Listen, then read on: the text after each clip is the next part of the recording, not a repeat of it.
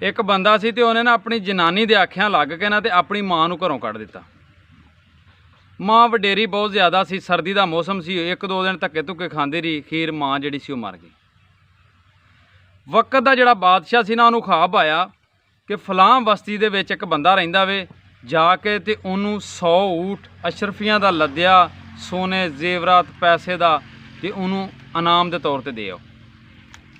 बादशाह जो सुबह सुता उठ्या ना तो बादशाह के जहन च गल आई भी यह ख्वाब जिहड़ा कोई आम ख्वाब नहीं हो सकता, ये कोई मैनू कोई चीज़ वाले पासे अल्लाह पाक ने टोरिया गया तां मैनू यह ख्वाब आया।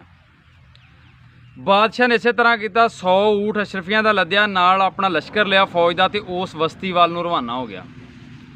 जो उस बस्ती च पहुंचा ना तो बाहर एक दरखत सी बस्ती दे, तो थले एक बजुर्ग बैठा सी। उन्होंने बादशाह ने पूछा भी फलां बंदा ऐसे बस्ती च रहिंदा?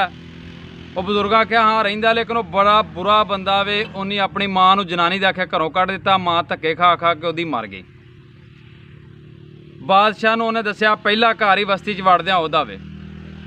वो बादशाह ने अपना लश्कर लिया नाल ऊँठ ले तो बादशाह चला गया। बादशाह ने जाके ते उन्होंने जो आवाज़ दी ना तो वह बंदा डर गया। उहदे जहन च भी जिहड़े मैं गुनाह किए ने अज मैनू सज़ा मिलनी है, लेकिन अल्लाह नूं कुछ होर ही मंजूर सी। बादशाह ने उन्होंने बतौर इनाम ऊठ ते जिहड़ा उत्ते सोना सी सारे उन्होंने देते। वो बंदा बड़ा खुश होया वेख के, उन्हें होर ऐश की जिंदगी गुजारनी शुरू कर दी, अगे नालों भी ज़्यादा शराब पीनी, बुरे काम करने। लेकिन उन्हें तोबा ना की कि या अल्लाह भी मैं अपनी मां नाल ज़्यादती कर चुका वां, उन्होंने घरों कढ़ चुका वां, मैनू माफ़ कर दे। या मां अगे भी ना रोया, उसकी कबर ते जाके भी ना रोया, लेकिन वो इस पासे ना आया, उन्हें जैशी शुरू करती मजीद अगे नालों ज़्यादा। जो जैशी शुरू कर दी ना, एक दिन उन्हें शराब पी के छाते चढ़िया, तो छाते चढ़ के तो बंदा थले डिग्या तो डिग के मर गया। बादशाह का एक वजीर जिहड़ा सी ना, उन्हें पूरी नज़र उहदे उत्ते रखी सी भी जिहड़ा साडा ख्वाब अल्लाह पाक अल्लों आया वे, ये वाकया ये किन्नी कु पासे अल्लाह पाक किहड़े पासे खड़ना चाहता, की इहदी सदाकत है। जो मर गया ना तो जिहड़ा वजीर सी फिर उस बजुर्ग कोल गया तो जाके उन्होंने आंदा भी वो बंदा इस तरह मर गया वे। बजुर्ग आख्या सी तुहानूं पहले दिन ही कहा सी कि वह बंदा बहुत बुरा वे, लेकिन तुसीं उन्होंने सज़ा की बजाय इनाम दे गए सी।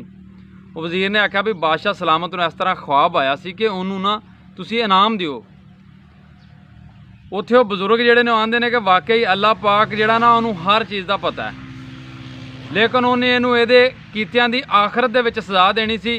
इहनूं इस पासे जाशी दे पासे ला छड़िया कि बंदा तोबा ना कर ले।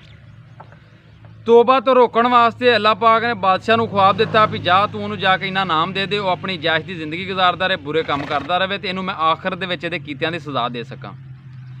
मैं तुहानूं ते अपने आप नूं कहना चाहना कि अल्लाह पाक साडियां बुरियां कामां दे बावजूद भी साडे रिज़क च बरकत पा रहा। असीं अच्छा खा रहे हैं, अच्छा पहन रहे हैं, अच्छी जिंदगी गुजार रहे हैं, किते इहदा मतलब ये तो नहीं सानूं अल्लाह पाक ने ढिल दित्ती है। मैं ना आखिरी वक्त आउण तो पहलों सच्चे दिल नाल तौबा कर लईए ताकि अल्लाह पाक सानू माफ़ कर देवे। आखिरत दे विच असीं इन्हां इम्तिहानां चों गुजरन जोगे नहीं। दिलों तौबा करो कि अल्लाह पाक तुहानूं ते मैनूं इत्थे ही माफ़ करे ते बुरे वक्त तो बचाए ते आखिरत जिहड़ी साडी जन्नत दे विच गुजरे। आमीन।